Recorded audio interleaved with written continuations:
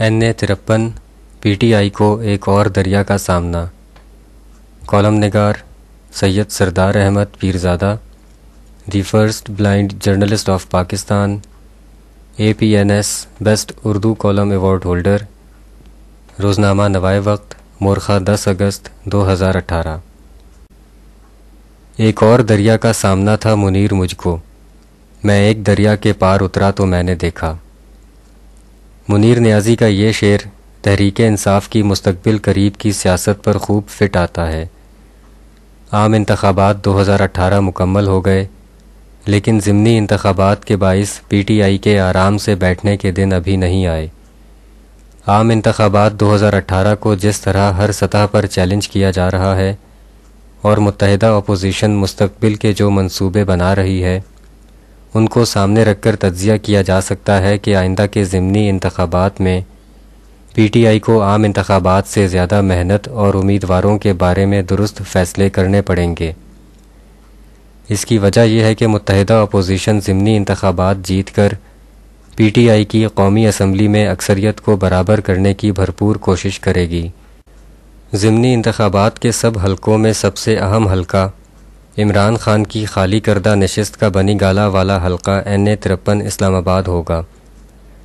اگر PTI کے رہنما یہ سوچیں کہ جیسے عام انتخابات میں عمران خان اس حلقے سے جیت گئے، ویسے ہی ضمنی انتخابات میں بھی PTI کا کوئی بھی نمائندہ یہاں سے جیت جائے گا، تو شاید یہ خام خیالی ہوگی، کیونکہ عمران خان کی شخصیت کا معاملہ PTI کے کسی بھی دوسرے نمائندے سے مختلف تھا۔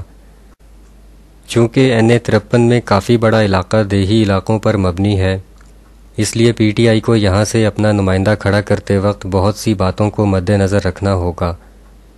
اس حلقے میں PTI کے متوقع امیدواروں میں الیاس مہربان، بابر اعوان، چودھری محمد اشرف گجر، ظفر علی شاہ اور فرحانہ قمر کے نام سننے میں آ رہے ہیں۔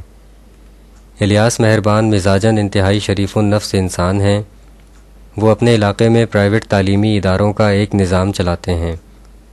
الیاس مہربان 2013 میں بھی اسلام آباد سے PTI کی نشست پر الیکشن لڑ چکے ہیں، لیکن کامیاب نہیں ہوئے۔ ان کا تعلق اسلام آباد کے مضافاتی علاقے موزہ ترلائی کلاں سے ہے۔ نئی حلقہ بندیوں کے تحت اب یہ علاقہ NA53 کی بجائے NA52 میں آتا ہے، جہاں سے حالیہ عام انتخابات کے دوران PTI کے راجہ خرم نواز پہلے ہی MNA منتخب ہو چکے ہیں۔ PTI کی اندرونی لابیوں میں یہ ڈسکشن بھی موجود ہے کہ الیاس مہربان نون لیگ کے رہنما اور اسی حلقے کے سابق MNA اور وزیر طارق فضل چودھری کے رشتہ دار بھی ہیں۔ نیز ان کی برادری کی دوسری بڑی شخصیت چودھری منظور، چیئرمین یونین کونسل ترلائی نے PPP کے امیدوار کی حالیہ عام انتخابات کی انتخابی مہم میں بڑھ چڑھ کر حصہ لیا تھا۔ ان بنیادوں پر انتخابی تجزیہ نگاروں کا خیال ہے کہ الیاس مہربان جیسا شریف النفس انسان قومی اسمبلی کے انتخابات کی بجائے سینیٹر کے لیے موزوں ہو سکتا ہے۔ بابر اعوان کے بارے میں کہا جا سکتا ہے کہ صوبہ پنجاب کو کنٹرول کرنے کے لیے PTI کے نوجوان وزیر اعلیٰ کے ساتھ PTI کو پنجاب میں منجھے ہوئے گورنر کی بھی ضرورت ہوگی۔ بابر اعوان اس میرٹ پر پورے اترتے ہیں۔ وہ پنجاب کی اپوزیشن کو انہی کی زبان میں سمجھانے کا فن بھی خوب جانتے ہیں۔ اس کے علاوہ سپریم کورٹ نے نندی پور پاور پروجیکٹ کا جو کیس دوبارہ کھولا ہے، اس میں بابر اعوان کو بھی بہت سی صفائیاں دینا پڑیں گی، جن کے اثرات NA53 میں ان کی انتخابی مہم پر بھی پڑیں گے۔ اس لیے بابر اعوان کو قومی اسمبلی کے حلقہ NA53 پر آزمانے کی بجائے PTI کو ان سے اہم کام لینا چاہیے۔ ظفر علی شاہ زلفی بخاری کے قریبی عزیز ہیں۔ وہ نون لیگ کی نشست پر سینیٹر رہ چکے ہیں۔ ان کے نام کے ساتھ سینیٹر کا لفظ ہی اچھا لگتا ہے۔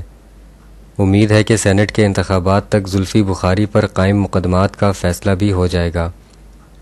رہا فرحانہ قمر کا معاملہ تو وہ پہلے بھی نون لیگ کی مخصوص نشستوں کی مرہون منت تھیں۔ عوامی ووٹوں کے ذریعے براہ راست منتخب ہونا شاید ان کے بس کی بات نہیں ہے۔ اس لیے عرض ہے کہ انہیں یاد اسمبلی کی بجائے اب زیادہ وقت یاد الہی میں گزارنا چاہیے۔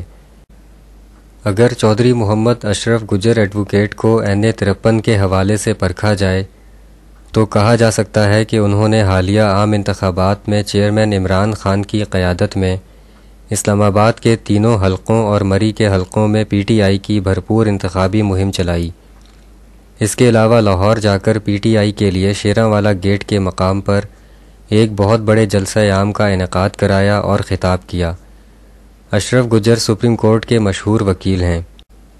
وہ 2006 میں اسلام آباد ڈسٹرکٹ بار ایسوسی ایشن کے صدر منتخب ہونے کے بعد 2011 میں اسلام آباد ہائی کورٹ بار ایسوسی ایشن کے پہلے اور بانی صدر بھی منتخب ہوئے۔ وہ پیمرا کے رضاکارانہ ممبر رہے اور اصولی اختلاف پر خود مستعفی ہوئے۔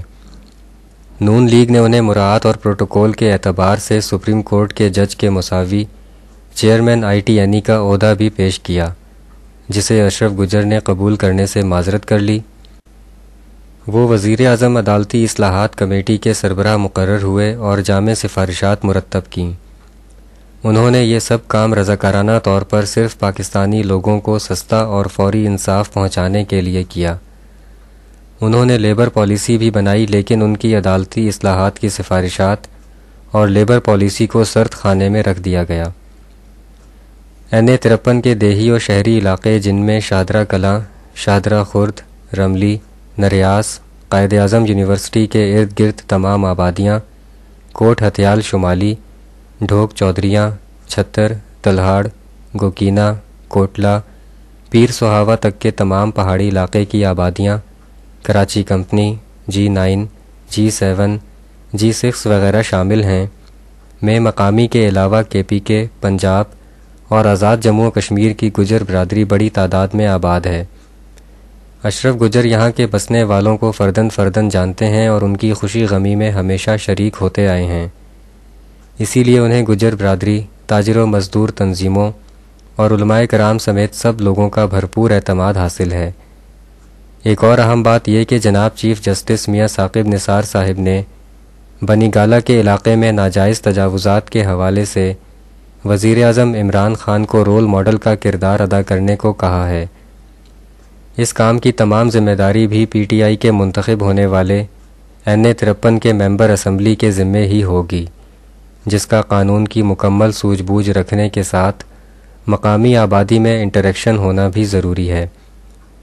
وکیل ہونا علیحدہ بات، لیکن باوقار، باکمال اور باعزت وکیل ہونا بڑی بات ہے، جو اشرف گجر کی شخصیت کا خاصہ ہیں۔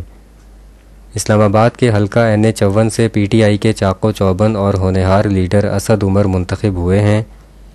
اسلام آباد کے حلقہ NA-53 سے بھی پی ٹی آئی کا کوئی ایسا امیدوار ہی منتخب ہونا چاہیے جو اسد عمر کے شانہ بشانہ کھڑے ہو کر وزیر اعظم عمران خان کے خوابوں کو تعبیر دے سکے۔